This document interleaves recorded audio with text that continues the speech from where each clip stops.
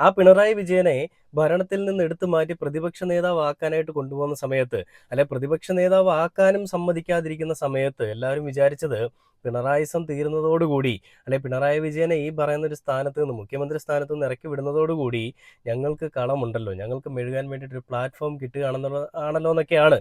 എന്നാൽ ഇവരാരും വിചാരിച്ചില്ല പിണറായി വിജയൻ ഒരു പ്രതിപക്ഷ നേതാവായിട്ട് തിരികെ വരുമെന്നുള്ളത്. ആ പിണറായി വിജയനെ തോൽപ്പിച്ചു വിട്ട ജനങ്ങൾക്ക് മുൻപിലേക്ക് തന്നെയാണ് അയാൾ ഒരു പ്രതിപക്ഷ നേതാവായിട്ട് പുതിയതായിട്ട് സ്ഥാനമേറ്റിരിക്കുന്നത്, അല്ലെങ്കിൽ ആ ഒരു സത്യപ്രതിജ്ഞ ചെയ്തിരിക്കുന്നത്. പിണറായി വിജയൻ പ്രതിപക്ഷ നേതാവായിട്ട് വരുമെന്ന് അറിഞ്ഞ സമയത്ത് എന്തൊക്കെ പ്രശ്നങ്ങളായിരുന്നു അല്ലേ? ക്യാപ്സ്യൂൾ പോലെ ഓരോ മണിക്കൂറുകളിലും ഓരോ ഇടവിട്ട് വാർത്തകൾ പബ്ലിഷ് ചെയ്തുകൊണ്ടിരിക്കുകയായിരുന്നു മുഖ്യധാരാ മാധ്യമങ്ങളെല്ലാം. 24 ന്യൂസൊക്കെ അതിൽ ഏറ്റവും ശ്രദ്ധേയമായിട്ടുള്ള പങ്ക് വഹിച്ചിട്ടുള്ള ആളുകളാണ് കേട്ടോ. അതായത് രാവിലെ ഒരു പോസ്റ്റ് ഇടും, ഈ കണ്ണൂർ ജില്ലാ സെക്രട്ടേറിയറ്റിൽ അല്ലെങ്കിൽ കണ്ണൂർ ജില്ലാ ഓഫീസിൽ ഈ പ്രതിഷേധം, പിണറായി വിജയൻ പ്രതിപക്ഷ നേതാവാകുന്നതിൽ അവർക്ക് വിയോജിപ്പ്.